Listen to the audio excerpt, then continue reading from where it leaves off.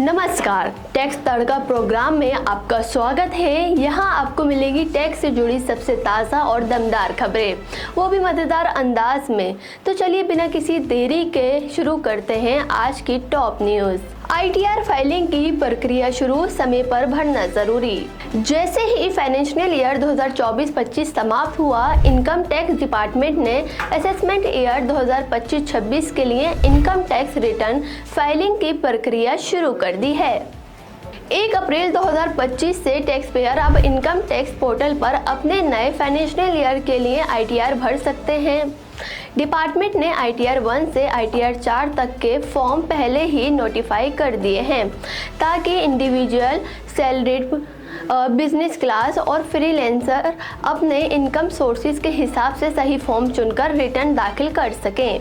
इस बार ITR form में budget 2024 के बदलाव जैसे स्टैंडर्ड डिडक्शन बढ़ोतरी भी शामिल कर दिए हैं। टैक्स एक्सपर्ट की सलाह है कि लोग अभी से अपने ज़रूरी डॉक्यूमेंट जैसे फॉर्म 16, इन्वेस्टमेंट प्रूफ आदि जुटा लें और टाइम पर रिटर्न फाइल करें, खासकर जिनके पास मल्टीपल इनकम सोर्सेज या कई फॉर्म 16 हैं।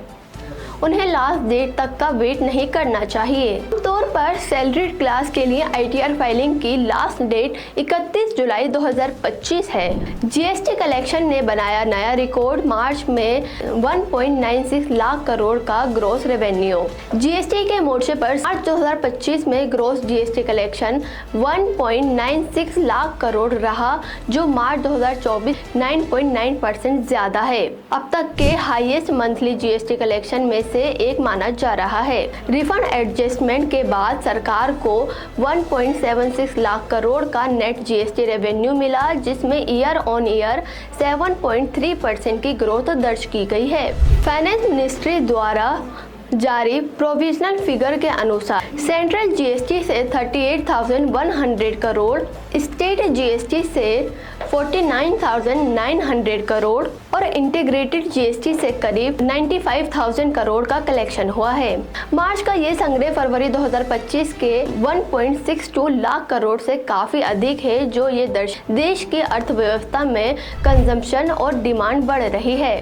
फाइनेंशियल ईयर 2024-25 में कुल gross GST collection 22.8 lakh crore तक पहुंच गया, जो पिछले साल की तुलना में लगभग 9.4% ज्यादा है। GST पोर्टल पर 2 factor authentication mandatory e-way bill नियम भी हुए सख्त। 1 अप्रैल 2025 से GST नेटवर्क में कई नए नियम लागू हो चुके हैं, जिनका मकसद है टैक्स कंप्लायंस को मजबूत बनाना और टैक्स पेयर की सिक्योरिटी भी बढ़ाना। अब GST पोर्टल पर लॉगिन के लिए 2 फैक्टर ऑथेंटिकेशन अनिवार्य कर दिया गया है, यानी सिर्फ यूजर ID और पासवर्ड से काम नहीं, अब एक OTP और या ऑथेंटिकेशन कोड भी डालना होगा, बिल्कुल वैसे जैसे ऑनलाइन बैंकिंग में होता है।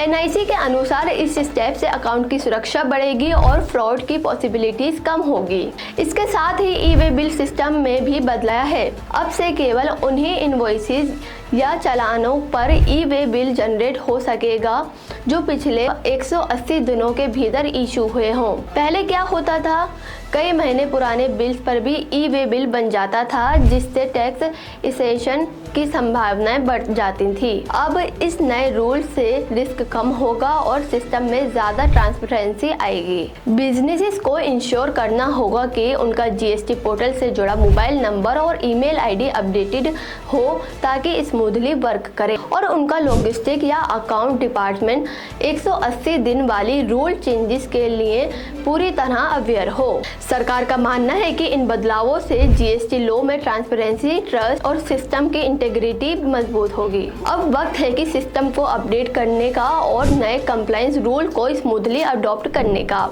प्राइवेट कंपनीज को डिमांड सुविधा लागू करने के लिए एक्स्ट्रा टाइम मिला। सरकार ने प्राइवेट कंपनियों को बड़ी राहत दी है। अब उन्हें शेयर्स और सिक्योरिटीज को डिमांड फॉर्म में कन्वर्ट करने के लिए और ज्यादा समय मिल गया है।